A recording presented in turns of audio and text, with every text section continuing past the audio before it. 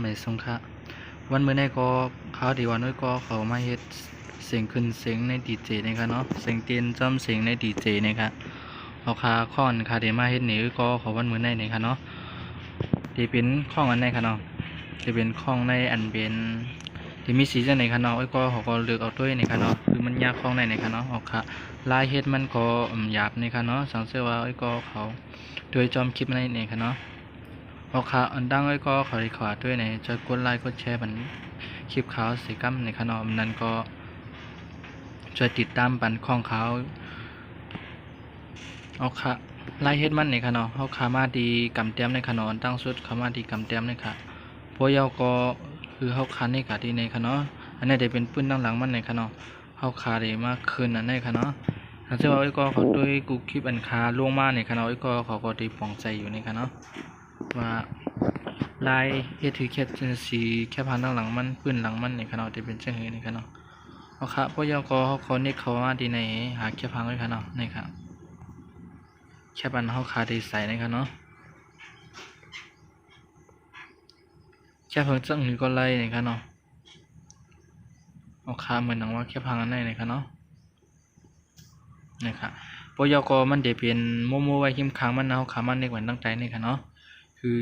เน็กมันให้ในขนมใครเน็กก็ไล่ในขนมวันนี้ก็มันเด็ดเต็มในขนมเอาค่ะพอคาไลเยาในขนมในขนมเขาขาขึ้นมาดีสีแค่พังเหมือนกันในขนมขาดีขึ้นช่อแบดอีกหนึ่งในขนมในครับช่อสีมันแบดอีกหนึ่งในขนม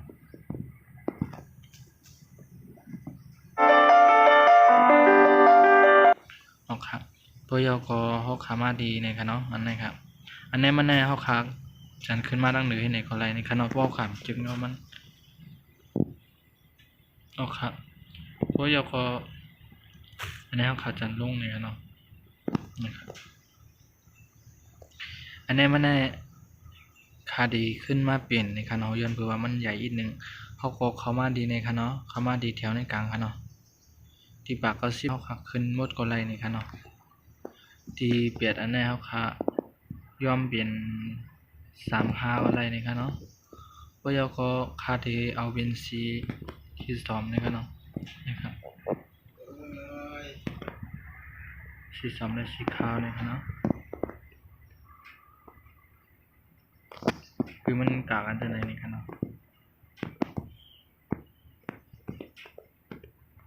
โอเค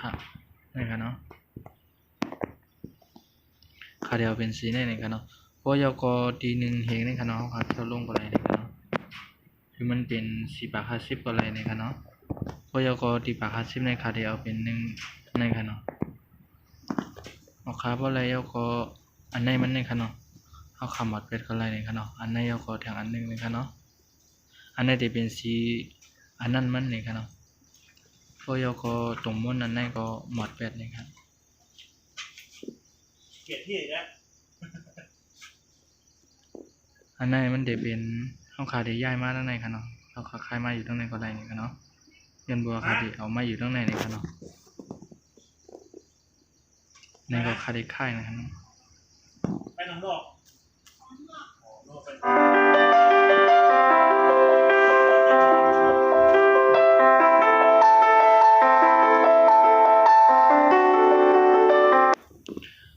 ว่ายาวขาดีขึ้นสังเสียนมันนี่ครับเนาะตั้งเหนือนี่ครับ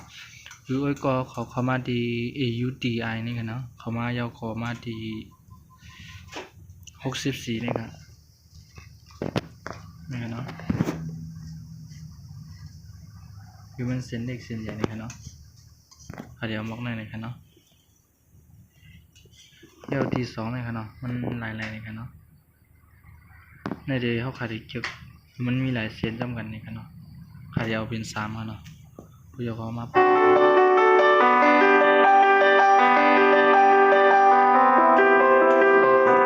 เพราะยาปืนตั้งหลังมันในครับเนาะแค่พังตั้งหลังมันในขาเดียวเป็น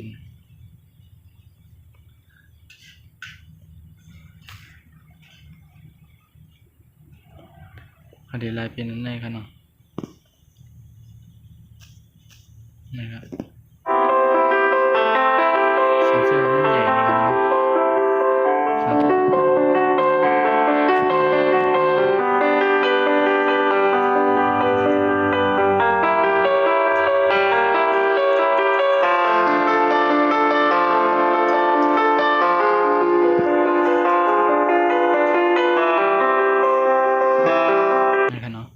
พยาก็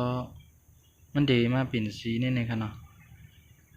ในเวทีมีสีมันไว้นี่ครับเนาะนะครับ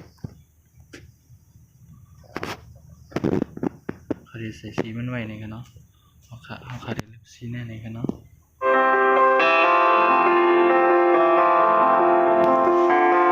รายเฮ็ดง่ายๆนี่ครับเนาะตอนหนึ่งนี่ครับเนาะสังเกตว่านี่ครับอันตรงๆมันในก็มันได้มาที่นี่ครับเนาะมาที่ในเครื่องอันในนี่ครับเนาะพวกเราก็มันอยู่ในครับเนาะอยู่ในแถวหนึ่งค่ะพวกเราก็เตียนว่าในค่ะเนาะเพราะขาเลือกในก็มันตรงอยู่ค่ะเนาะเพราะขาใส่ในก็มันได้ตรงนี่ค่ะเนาะเพราะขาใครเลือกเฮ็ดเป็นเส้นนี่ค่ะเนาะเพราะขาเข้ามาที่แถวกลางในก็ไล่นี่ค่ะเนาะเข้ามาที่แถวกลางแล้วก็มาที่ PAR นี่ค่ะเนาะแล้วก็เลือกเป็นเส้นนี่ค่ะเนาะเลือกเป็นเส้นนั่นก็อันนั้นก็ไล่นี่ค่ะเนาะอยู่ที่ขาที่เอานี่ค่ะเนาะต้นตาขาที่เอาอันนี้ค่ะเนาะ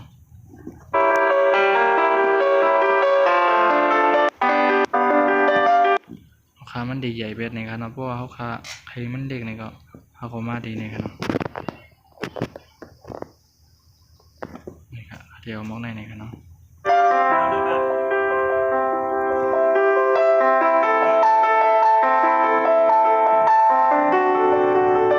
โอเค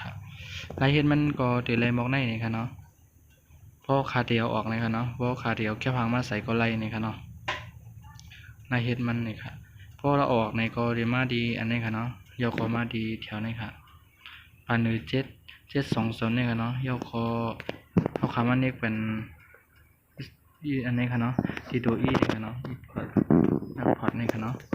ที่นี่ครับแล้วก็เนกแล้วตกว่ามันบ่สุดนี่ครับเนาะเขาขาดอะไรไปสังเกตว่าเขาขาดเนกไว้แล้วก็ออกกันนะเพราะว่ามันเดี่ยมไรนี่ครับเนาะในร้านนี้ก็เขาโกมหู้นี่ครับเขาขาไม่ทรงครับเนาะ